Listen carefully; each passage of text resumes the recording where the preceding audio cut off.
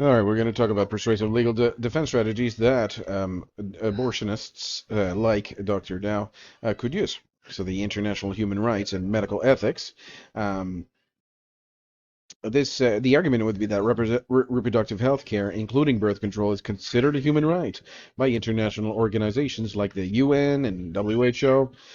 Criminalizing it would violate human rights principles.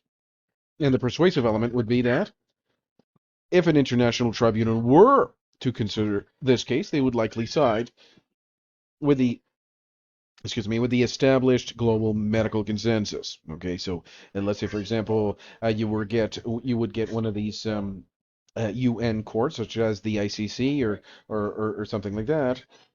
To try this case, they would likely side with the people talking about human rights and everything like that. So this argument fails because the tribunal would operate under a redefined framework where the right to life of the unborn takes precedence over the convenience of the mother. And that's really what we have here. It's just there's no real reason.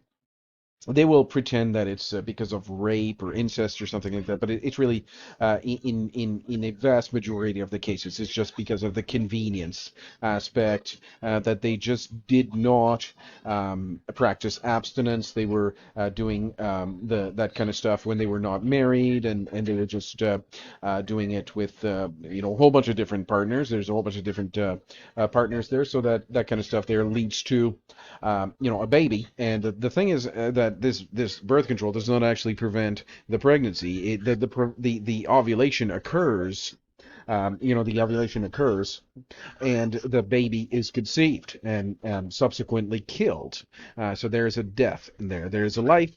And there is a death about day 7, day 8, day 9, or day 10. The baby will be fully alive for a little while. 6, 7, 8, or 9 days. The baby will be alive with fully intact DNA. And if left, you know to grow, this baby would have grown into a wonderful man or very beautiful woman. There's no blastocyst or anything like that. And it's not a human right to kill, right? The kill. And if you look into your heart, you'll see that "Thou shalt not kill" will supersede the human rights, the idea that it's the human right to to kill a baby, and a lot of times it's because of the convenience of the mother. Let's continue. The international human rights bodies have been inconsistent on abortion, but a specialized tribunal for the unborn would reject their prior rulings. So we have to start from scratch, and that's a very good point. We have to start from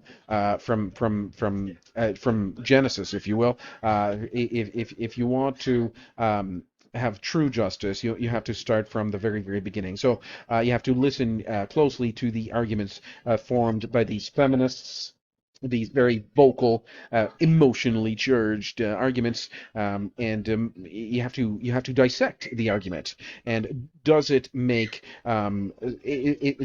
sense, right? Does it make logical sense? Is it based in scientific accuracy, right? And that must be done.